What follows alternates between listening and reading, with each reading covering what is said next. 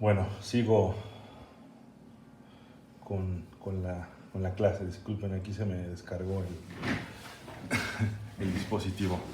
Bueno, entonces les comentaba que ahora mi delta V de fusión, pues yo voy a tener signos diferentes dependiendo del tipo de sustancia que yo tenga. La delta V de fusión va a ser positiva para la mayoría de las sustancias. ¿Sale? Es positiva. Y fíjense que va a ser negativa, pues para el rarito, ¿no? El agua, que ya sabemos que es una cosa muy extraña en este universo, en esta naturaleza, ¿no? Y algunas otras, ¿no?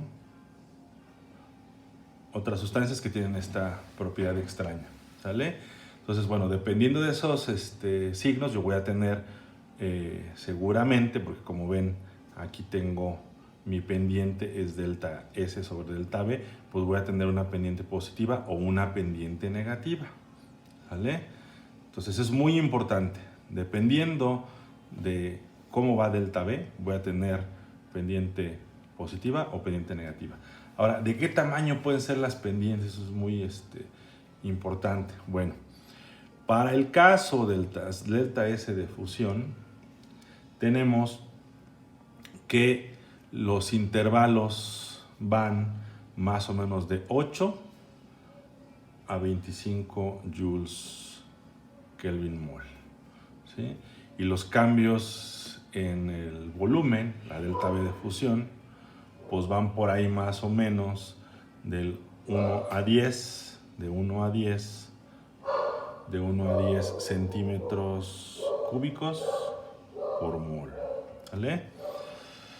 Entonces, estos cambios que yo estoy aquí observando, que estoy proponiendo, pues pueden ser positivos o negativos, ¿vale? Entonces esto es más, menos, esto puede ser positivo o negativo, dependiendo si es el rarito, como el agua, o si es una sustancia típica y común, ¿vale? Entonces, ¿cómo quedaría entonces más o menos dP en dt? ¿Sí? Si yo hago esta división, tomemos algunos valores, pues ahí más o menos intermedios, digamos 16 joules Kelvin mol para la delta S de fusión, y tomemos pues un valor ahí como más o menos típico, ¿no? Sería pues más o menos 4, en este caso de 10 a la menos 6 metros cúbicos por mol, ¿vale? ¿De qué estamos hablando por ahí más o menos? Bueno, estamos hablando de más menos 4, 10 a la 6. Estamos hablando en pascales sobre Kelvin, ¿vale? Esto es por ahí de las 40 atmósferas por Kelvin, ¿vale? Entonces, como ven, pues esta es una pendiente bastante bruta, es muy, muy, muy importante, ¿sale? Entonces, lo que vamos a hacer ahora es tomar estas consideraciones y hacer un dibujo de pues nuestro diagrama de fase, tomando en cuenta este tipo de consideraciones. Yo voy a hacer en un solo dibujo que voy a poner aquí, pues el diagrama de fase, incluyendo los 3 equilibrios que vamos a analizar, ¿vale? Entonces, ¿qué me dice la ecuación de Clapeyron? ¿Sí? Haz una gráfica de presión en contra de temperatura, ¿vale? Presión en contra de temperatura. Ok. Y ahora vamos a pensar aquí. En este caso en particular, fíjense que el cambio en el volumen es bastante constante a lo largo de las temperaturas, y además el intervalo de temperaturas es en esta transición de sólido a líquido relativamente pequeño, ¿sí? Entonces vamos a considerar una sustancia normalita, ¿sí? Es decir, una sustancia en donde la delta de fusión es positiva, y voy a dibujar yo aquí una curva muy empinada, ¿sí? Y esta curva muy empinada es pues justamente la que me pues indica cuál es la transición de fase sólido-líquido, ¿sí? Es decir, esta grafiquita que estoy pintando yo aquí es el conjunto de puntos. Esta línea está hecha del conjunto de puntos en los cuales existe un equilibrio de fases sólido-líquido, ¿sí? Sólido-líquido, a diferentes presiones, ¿vale? ¿Sí? Entonces tengo la temperatura a la cual a una presión particular tengo yo un equilibrio sólido-líquido. Bajo la presión tengo otra temperatura a la cual tengo el equilibrio sólido-líquido. Si sigo bajando la presión tengo otra temperatura a la cual en esta presión pues tengo el equilibrio sólido-líquido, ¿vale? ¿Sí? Bueno, ese es el primer fragmento de la gráfica que voy a pintar. Bueno, ahora vayamos con, ya hicimos el equilibrio sólido-líquido, ahora vayamos con el equilibrio líquido-gas, ¿sale? Entonces, para el equilibrio líquido-gas, lo que yo tengo es mi delta S, va a ser la final, ¿sí? Que es la entropía molar del gas menos la entropía molar del líquido, pues igual va a ser delta H ahora de vaporización entre T, ¿sí? Y nuevamente pensemos en cómo es este proceso desde el punto de vista de la entropía. Pues obviamente un gas tiene más entropía que un líquido, entonces esto es positivo, siempre va a ser positivo, ¿vale? Para todas las sustancias, ¿sí? Y bueno, en este caso pensemos ahora en el cambio en B. Entonces el volumen molar del gas menos el volumen molar del líquido. Esta cosa, pues aquí va a ser positivo siempre. Aquí no tenemos raritos porque es obvio que el volumen molar de un gas pues es pues, mucho mayor que el volumen molar del líquido en los casos raritos y en los no raritos, ¿no? Esto se mantiene. Más o menos la delta S va por ahí de los 90 joules Kelvin mol, y más o menos los cambios en el volumen van por ahí de pues, positivo 20.000 centímetros cúbicos, ¿sí? Por ahí más o menos. Entonces, si nosotros hacemos un análisis de cómo sería la pendiente de P en dt, pues van por ahí más o menos de los 4.000 pascal sobre Kelvin, más o menos 0.04 atmósferas Kelvin. Como ven, la pendiente pues es mucho más acostada, no está tan aguda, es mucho más ligerita, ¿sale? Entonces, lo que yo voy a hacer es pues pensar en una pendiente mucho más acostada para este tipo de transferencia, ¿sí? De fase de líquido a gas, ¿ok? Ahora, es algo además importante que no debemos de dibujar absolutamente toda la curva. ¿Por qué no es una recta perfecta? Porque sucede que en la transferencia del gas al líquido, ¿sí? Pues lo que yo tengo es que mi volumen molar, ¿sí? Va a depender en particular del gas de una manera muy importante de la temperatura, ¿sí? Súper importante la temperatura. Entonces, yo lo que tengo aquí es que también mis cambios de delta H pues son fundamentales y muy importantes, pero en particular el cambio en delta B es dependiente de la temperatura, y lo que va a pasar es que se me va a ir haciendo cada vez más aguda la pendiente, ¿sale? Entonces una pendiente positiva que al principio a relativamente bajas temperaturas tiene una presión obviamente, una pendiente obviamente más baja que en el caso del sólido líquido, ¿sí? Entonces yo lo que puedo hacer es dibujar mi primera parte de la pendiente de esta manera, ¿sale? Y se sabe que conforme voy incrementando la temperatura, la delta B pues se convierte en muy dependiente de esa temperatura, y hay cambios importantes, y dichos cambios importantes son tales que hacen que mi gráfica se empiece a ver de esta manera, ¿sí? Entonces la transferencia líquido-gas. Entonces, ¿Quiénes son pues estos puntos que me generan la línea de líquido-gas? Bueno, son el conjunto de puntos, ¿sí?, en donde tengo un equilibrio de fases líquido-gas, ¿sí?, a lo largo de un conjunto de presiones, ¿sí? Si yo modifico la presión, si yo tengo esta presión aquí, tengo una temperatura en donde coexisten el líquido y el gas. Si modifico la presión, digamos aquí, tengo pues otro valor diferente de la temperatura en donde coexisten el líquido y el gas. ¿Sale? Y bueno, ahora lo que tenemos que analizar como punto final de esta presentación es pues ahora la transición de fase, que es la última que nos hace falta, ¿sí?, que es la gas sólido. ¿Sale? Vamos a ver cómo va esa transferencia de fase gas sólido. Bueno, pues vamos a hacerla aquí. Bueno, entonces, la sólido gas. Bueno, yo tengo mi delta S,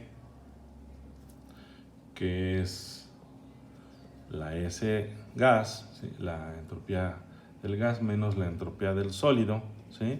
Aquí estamos hablando de la sublimación, ¿sale? Entonces esto es igual a delta H de sublimación ahora sobre T, y esa es positiva, ¿sí?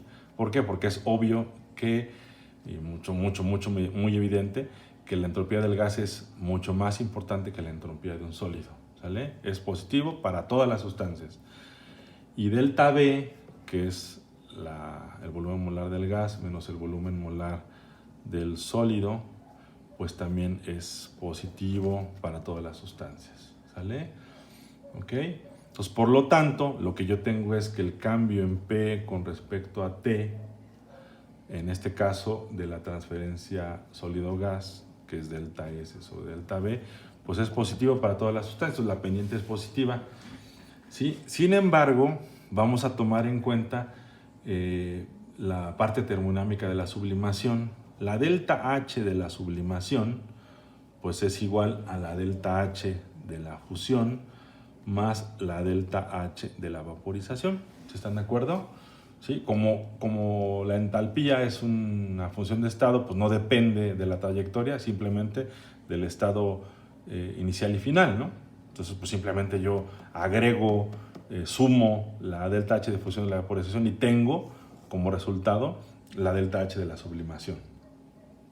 Por lo tanto, si yo pienso en esto, pues tengo que mi cambio en P con respecto a T, que es igual a mi delta H de vaporización por T delta B, y tomo en cuenta mi delta P con respecto a T. Para el caso de la sublimación tengo delta H de la sublimación sobre T delta B, ¿sí?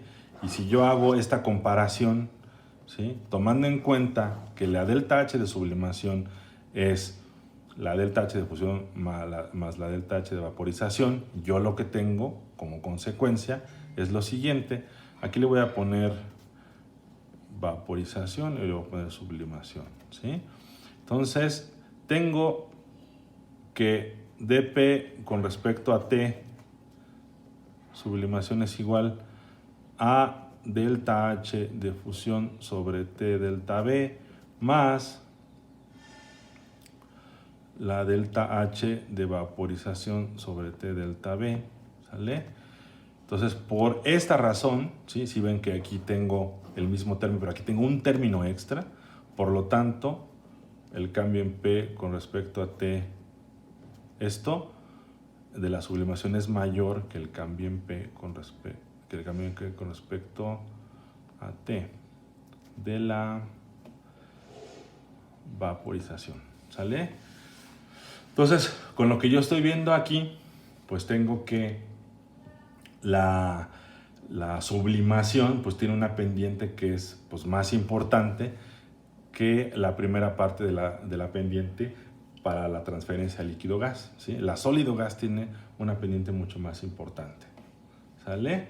Bueno, también, ¿sí?, como ya lo vimos en el caso pasado, la pendiente va a irse modificando porque el cambio en el volumen pues depende mucho de la temperatura, ¿sí? Pero yo puedo empezar a dibujar, ¿sí? En este caso con ese conocimiento que tengo de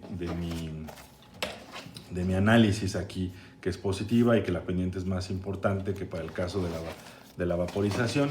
Yo puedo dibujar, por lo tanto, pues aquí una pendiente más importante que esta que está acostadita, lo hago así, ¿vale? Y se va a ir modificando conforme va pasando, conforme voy disminuyendo la temperatura, ¿sí?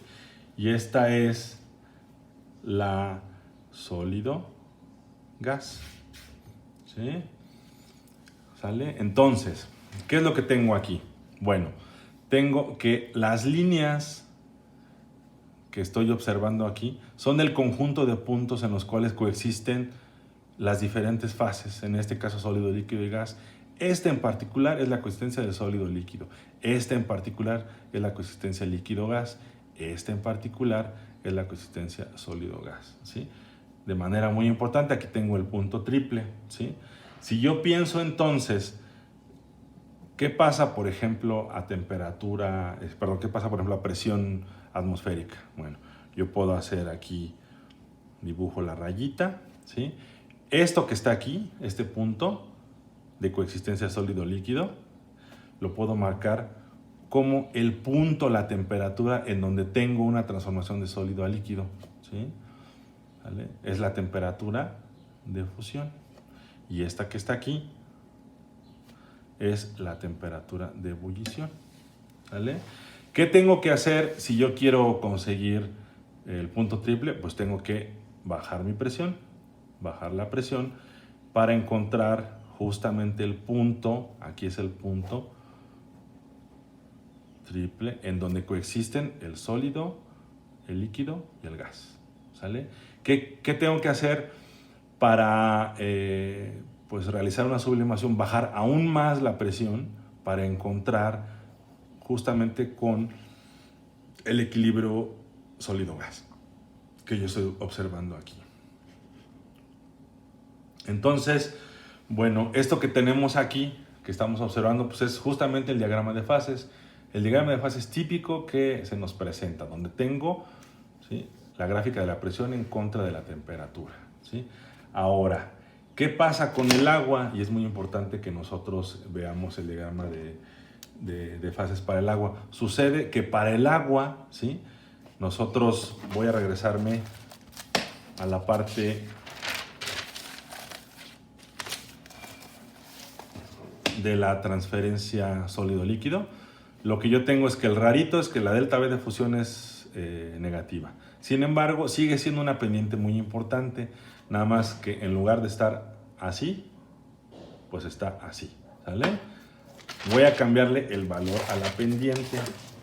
Entonces, para el agua, para el rarito que todo el mundo queremos, ¿sí?, el diagrama de fases para el agua tendría la siguiente forma. Yo tengo que es una pendiente importante, pero negativa, ¿sí?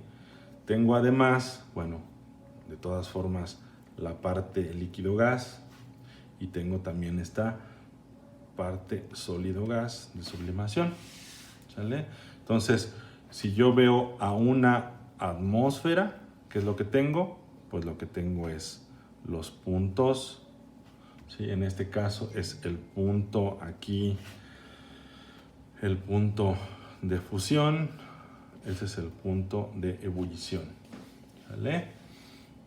Y en este caso en particular, fíjense que si yo bajo la presión, ¿sí?, aquí lo que voy a tener es algo bien interesante. Si bajo la presión, el punto triple del agua se encuentra a temperaturas ligeramente por encima del punto de fusión. Eso es súper, súper interesante, ¿sí? Entonces, el diagrama de fases para una sustancia pues normal es como algo así. Para el agua es más o menos algo así, ¿sí? Aquí lo interesante es que para el CO2, por ejemplo, esta recta que me diría acerca de la transición sólido-líquido es un poquito más acostada. De hecho, prácticamente la pendiente es igual a cero, ¿sí? Eso está algo bien extraño. Luego hablaremos de esto, ¿sale? Porque bueno, vamos a analizar un montón de casos referentes a las transiciones de fase.